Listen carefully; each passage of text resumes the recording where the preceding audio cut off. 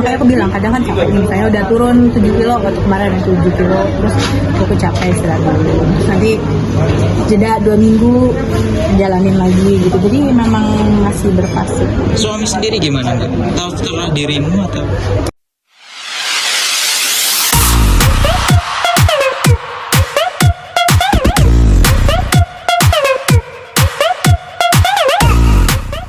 Tiga bawang dulu ya.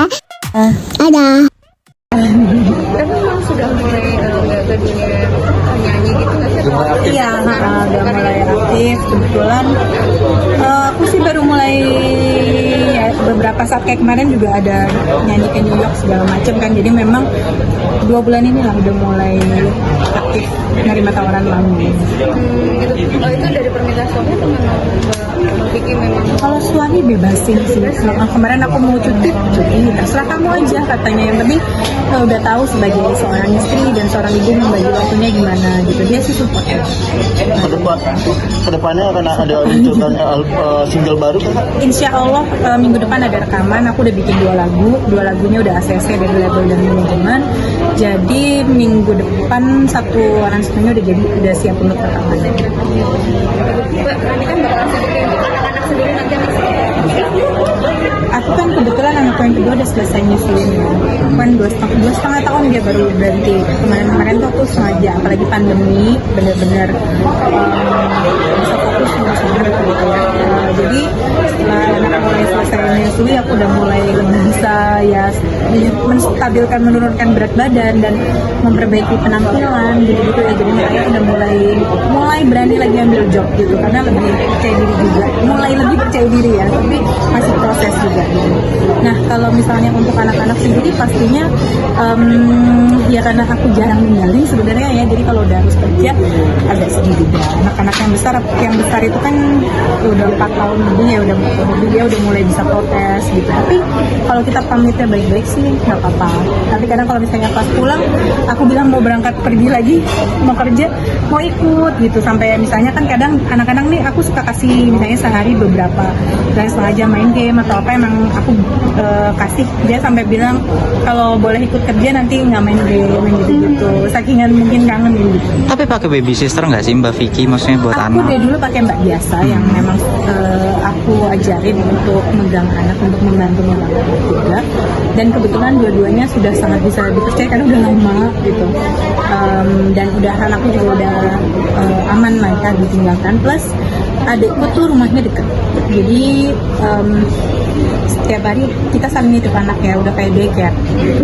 Jadi ya senengnya itu, maksudnya lebih tenangnya karena anak-anakku bareng sepupu-sepupunya. Terus adik aku kan bulan ya itu rumahnya deket. Terus kadang mama juga dari Bandung suka datang ke Jakarta gitu lah. Mbak Vicky cara bagi waktunya mungkin buat anak segala macam sama pekerjaan kan sekarang udah aktif lagi, seperti apa sih Mbak? Cara membagi waktu itu ya itu sih ya, memang mau nggak mau kadang ada yang korbanin. Kayak kemarin aku harus ke Amerika tuh 10 hari, itu ya cukup sedih ya. Tapi kan memang ya namanya ada pekerjaan, aku ada berangkat sebagai perwakilan dari sebuah brand, terus juga pembuatan konten, terus akunya sendiri juga ada nyanyi di salah satu acara di Times Square gitu. Sama kebetulan brand sepatu aku juga tampil di New York Fashion Week gitu. Jadi mau nggak mau ya demi kebaikan ya berangkat gitu. Tapi anak-anak alhamdulillah aman sih. Terus yang paling kecil sendiri gimana, dibawa? Nggak dibawa kemana berarti ya? Nggak ada yang dibawa. Aku kalau kerja lebih memilih anak lebih baik di rumah, atau kalaupun bukan di rumah aja, maksudnya tidak aku bawa ketika kerja karena aku tipe emak-emak rempong gitu ya, tipe emak-emak yang sangat mengurusi anak. Jadi menurut suamiku kalau aku kerja aja, kalau enggak nanti kamu nggak fokus, pasti lebih milih untuk megang anak gitu, lebih kemerungsung gitu, kalau bahasa Jawanya tuh kemerungsung, jadi nggak fokus gitu, jadi berangkat berangkat. Tapi suka video call gitu nggak sih Mbak waktu kayak di Amerika? Video call aku sampai pas di Amerika tuh tidur setiap hari 3:30, jam 6 udah bangun kerja lagi gitu, karena kan Ya selain jamnya kan beda kan, di sini siang di sana malam gitu kan, jadi aku demi anak-anak juga, terus juga kan harus kontrol kerjaan yang di Indonesia juga. Juga pola makan. Anak kalau lagi lagi ngambek kayak gitu gimana sih cara kalau menurut? Anakku tuh kebetulan dua-duanya tuh tipe apa ya, tipe yang romantis gitu ya. Jadi ya dipeluk, dicium, sama di suka sayangku yang gitu-gitu. Anakku juga manggil aku bubuku sayangku yang gitu-gitu. Terus sukanya tuh emang dipeluk. Emang dua-duanya tuh suka dipeluk, dicium-cium gitu. Jadi kadang aku suka nyindir bapaknya, coba belajar dari anak-anaknya biar lebih romantis. Jadi ya sebenarnya gampang cara nenangnya, karena basically mereka dipeluk, dicium aja udah luluh. Tapi perkembangannya sendiri gimana Mbak? Perkembangan anak sendiri yang paling ya. Yang kedua udah sekolah playgroup. Kenapa aku sekolahin? Karena dianya yang kayaknya udah tertarik gitu. Jadi kalau zaman dulu kakaknya sekolah suka nangis-nangis depan sekolah, dia nganter tapi malah dia yang masuk ke kelas. Dan kakak-kakaknya kan yang tadi termasuk sepupu-sepupunya pada sekolah, akhirnya aku sekolahin juga playgroup. Usia berapa sih Mbak? Usia berapa Mbak? Yang pertama 4 tahun lebih beberapa bulan, yang kedua nanti Februari 3 tahun. Ada yang terlihat nggak mulai ke jalur musik kayak gitu di antara kedua? Ya dua-duanya suka nyanyi sih, suka nyanyi, terus di rumah ada piano suka dimainin juga. Terus kalau ngeliat gitarku juga suka diambil.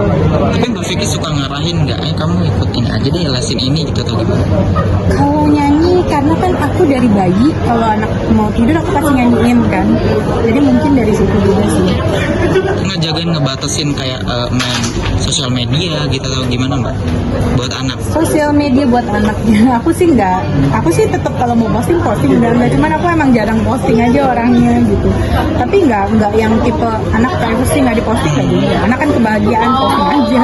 Berarti dibebasin sama anak megang Kalau anak belum bisa karena baru 4 tahun kan, tapi kalau Geja ada waktu, karena sebetulnya nggak full berdampak buruk, banyak juga kebaikannya gitu. Jadi kalau aku mencoba untuk fleksibel tapi diatur kedisiplinan gitu, jadi ada jam-jamnya sebagai reward gitu. Tapi tadi katanya Kak Vicky lagi proses menurunkan berat badan. Iya. Ini lagi program diet juga. Aku sebenarnya sejak yang hamil, sejak melahirkan anak kedua, ya anak pertama kedua naiknya sama-sama banyak. Kita bicara yang kedua ya, yang kedua itu kan sampai 90 kilo sebelum melahirkan. Terus sampai akhirnya sekarang itu kan berproses ketika menyusui itu beratku belum bisa stabil. Hormonnya masih ya bengkak-bengkak, terus udah turun naik gitu, dan aku emang konsultasi ke dokter gitu supaya lebih aman kan aku menyusui. Jadi kadang udah turun misalnya terus capek dan udah turun lagi ke dokter lagi gitu. Nah setelah yang selesai menyusui ini aku pikir lebih bisa stabil sih gitu, tapi ya masih ada PR, cuman aku lagi istirahat dulu.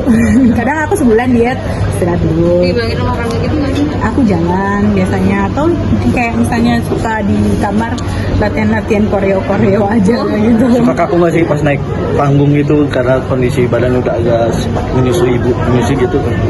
Makanya aku nggak nerima job kemarin, baru nerima job sekarang setelah udah urusan ya. Kalau boleh tahu berapa? turun berapa kilo? 30 kilo. Oh 30 kilo. Tadinya berarti? Sebetulnya itu waktu hamil sampai 90. Berarti kamu sekarang menjaga pola makan ya Mbak? Ya, ketika ke dokter gizi mau nggak mau harus jaga pola makan, jam yang tepat gitu.